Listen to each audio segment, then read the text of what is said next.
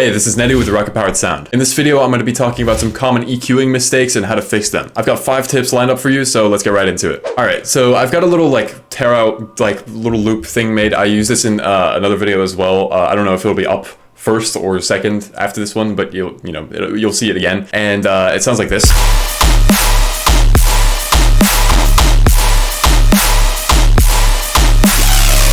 And it's super simple. Like none of these basses really have any processing. It's literally just like super simple samples that I got from like the Rocket Powered Sound sample packs and just some of my own drums. Right. So the first mistake I see people like make a lot in when they're EQing stuff is they high pass their basses too far.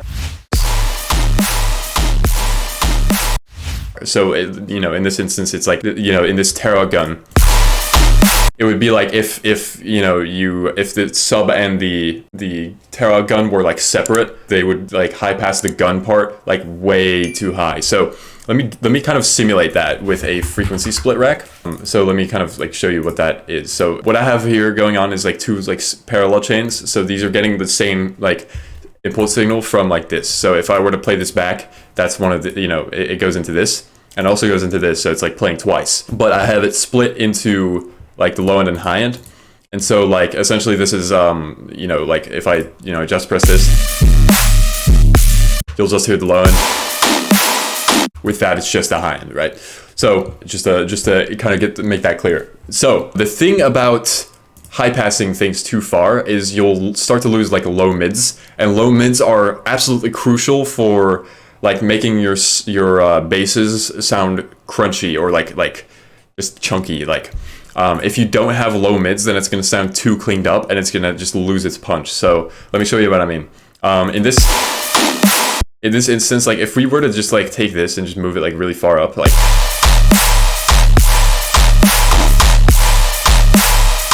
you can hear it sounds, it still sounds acceptable, but it's like, it's not great, right? You don't want this, especially if I start removing more low mids from like the sub area. To just have like the actual like sub itself.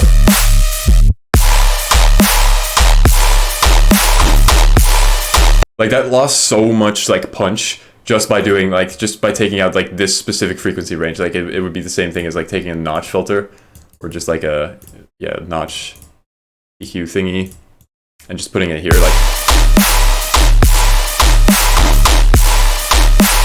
something like that, you know what I mean? Like it just removed so much punch, and you don't want that, especially in like a Terra genre, where like it's like very important that you have like a lot of punch coming through your mix.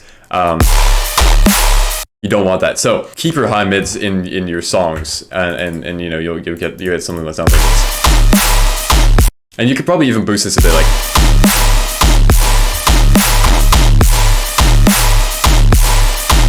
Still sounds pretty alright, I like messing with like having like very like dense low mids because it tends to give like such a like crunchy sound. I'm a fan of that, so but to each their own, of course.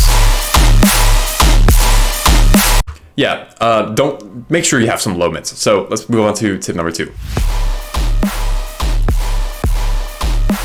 Alright, so tip number 2 is having too much high end. This is like super simple, like an easy fix. So let me demonstrate that to you. Like I've heard it a lot where people will kind of make like their especially in Terra, they'll just like make the high end very sharp because it does kind of add like a bit of like crunch to maybe not crunch is not the right word, but it's like adds a lot of like sharpness and like definition to your sound. So I understand why people would do it, but it's like it kind of makes it hard, like it hurts your ears a bit after like a certain point, right? So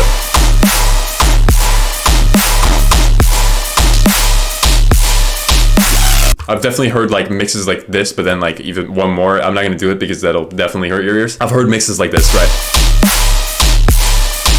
This is like such an easy fix, and like I promise it's going to make it sound a lot more like clean. Just or like here's how you would fix it if you had like if you didn't have these, like if you just ignored these.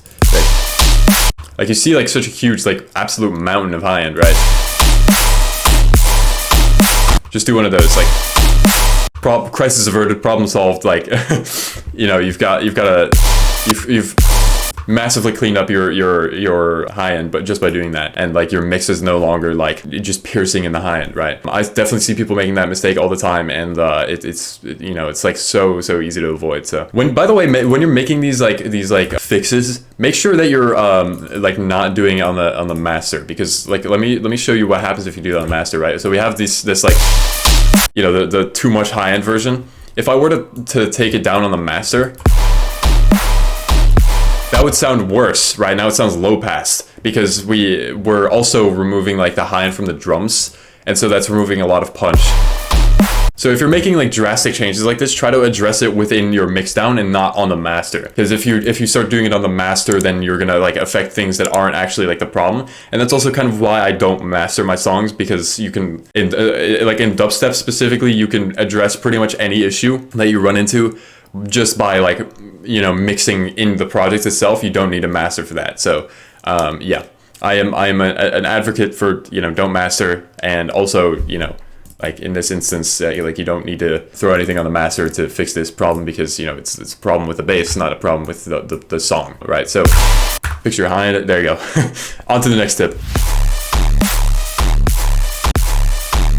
All right, so the next tip is having too much low end. Of course, this video is more kind of like touching on like knowing like the limits of, you know, like you'll start to see it, you'll start to notice it's like about knowing the limits of like what you can do with EQing, right? So having too much low end is not always as much of a problem as having too much high end, I think, because it can sound extremely cool. Like you've got artists like, you know, Leotrix or like maybe Murata, who just like capitalize on that kind of sound. I mean, I'm sure there's like so many others. I myself do that all the time, just having like way too much low end. It's a really cool effect, but you have to know when to use it, right? So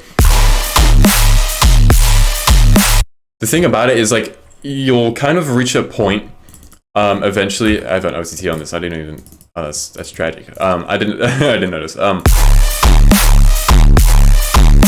You'll notice like it does sound cool right now, but it doesn't sound intentional. And so the way I would fix that is probably by like going the, you know, terrible mixdown route. So I would probably add some multi-band compression or something on the master.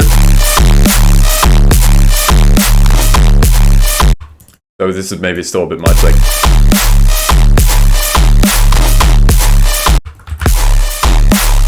Yeah, maybe not.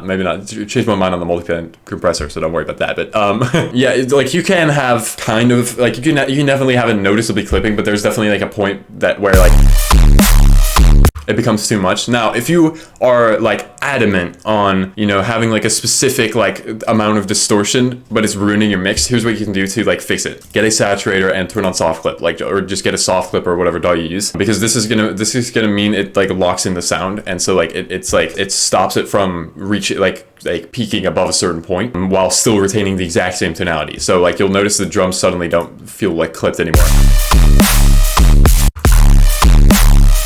Like you can make out the drums now. So if you really want like that, like a specific kind of like clip sound, you can do it that way. You will notice like the more you turn up the bass, the like less like mids information you get. Like the more the sub takes over. So like you have to be careful about that. But yeah, a little bit of clipping is never going to be a problem in dubstep or color bass or whatever. But too much. Like it's definitely like it will definitely start becoming noticeable, and you don't want that. So let's move on to the next tip. All right, so the next tip is not having enough low end. So that's also, of course, a problem that you can have is you know, you've got too much, but you also have too little. So let's turn it down.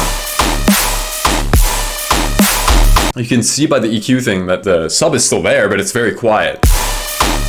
And like personally in my headphones, like I can barely hear it. Like I would think there isn't a sub if I heard this from like, you know, a friend or something.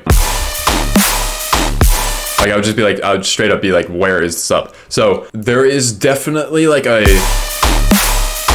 fine point that you just kind of have to like learn from like listening through mixes or whatever, or listening to other people's like mix sounds and stuff, of how loud you can bring your sub. And my philosophy is generally like get it as loud as you can, and this is in dubstep and like color bass specifically. Like if you're going for like house or like pop or I don't know, something like that, where there's like the music isn't that bass heavy, you don't have to worry about this. Like you can get away with the sub being kind of quieter, but in dubstep and Terra specifically, get it as loud as you can before it starts to ruin your mix or like start creating like undesirable like side effects with like, you know, clipping or whatever else.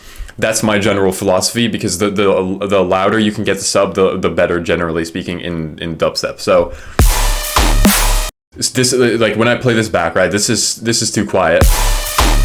I'll like stop twisting the knob when it hits an acceptable point, in my opinion, right? Like this is okay, right? And so we're 3 decibels down. It can still be louder, right? Like if I heard this, I would definitely be like, it's okay, but like the sub definitely could be louder, like there we go, you know, now it's hitting right. It's definitely very important, in my opinion, to make sure that your sub is like nice and like as loud as you can get it comfortably. And you can make some pretty drastic like things with this. I noticed a lot of people are kind of like a bit like afraid to like overblow their mix, or like to take too extreme actions. But I actually challenge you, see what happens when you go like further than you think you can go. Like challenge yourself to either go like just completely extreme and then tone it down, or maybe try to like just like start where you're at and then just go like very far and just like see how far you can get before it just starts being like totally unacceptable in your ears, right? I promise you, like testing your limits like that is really gonna help you like improve your mix sounds. Like just try it, right? And you can always just delete it, or, you know, go back to a previous save version if you're in Ableton, or, you know, like I don't know how it works in FL or Logic or whatever, but just test your limits. And like, and this goes for all the other tips as well that I mentioned. Like just see how what you can get away with, because you'll definitely notice like, oh, like I can turn this up way more, or like this is way too quiet. Like what was I doing? Those kinds of things. It really helps to test your limits. So not enough low end. There you go. There's your fix. Just try to turn it up as loud as you can. All right, next tip. All right, and the last tip for this video is having not enough high end. So typically having like crashes is to add high end. So if I remove these crashes, you'll immediately hear it just like falls so flat. Like it's just like, it just feels so like sad now, you know, like it's, you don't want that. So even if it's just like kind of like this, like I can turn this up like even louder from here. Like right here is like a sweet spot, I think. A little up there, like. You can turn up your crashes very loud, and that'll fill in the high end, right? So now I could literally like do this, like. And okay, it sounds a bit goofy, but it kind of has a proof of concept. Like it fills in that hit on the first like. Like it doesn't even sound like there's anything wrong with the bass, like in that first hit, like only now. Right, so I mean, also when you look at the EQ of the bass, it like also doesn't really have that much high end to begin with. But yeah, anyway, that's kind of just a fun little thing. So not enough high end, right? Like this isn't like too common of a issue that I see with people. Like there's definitely the issues where, you know, not enough low end or like too much high end. Like those are a lot more common in my opinion. But like, so like this isn't really gonna apply to everyone, but. Sometimes like especially when people like try to like kind of like stylize like a song where they have like kind of a more minimal song, because one opportunity I hear with this type of sound is like to go like to kind of lean into it and like see how like closed down and like minimal you can kind of make it. Like that can be kind of like a cool thing you can try, right? But then like, you know, if you still don't have enough high end, even in those like really like deep, you know, dubstep territories, you can still kind of run into that issue where you don't have enough high end. Like you'll always have high end being filled in by like a hi-hat, or like just otherwise like in your bass itself. Like you always need to have like some sort of like high end. You always need to be covering the whole frequency spectrum more or less. You know, of course, there's always exceptions, but yeah, that's just generally speaking what I mean. So I think like this starts to lose some of its grit. It's all right, but you know, like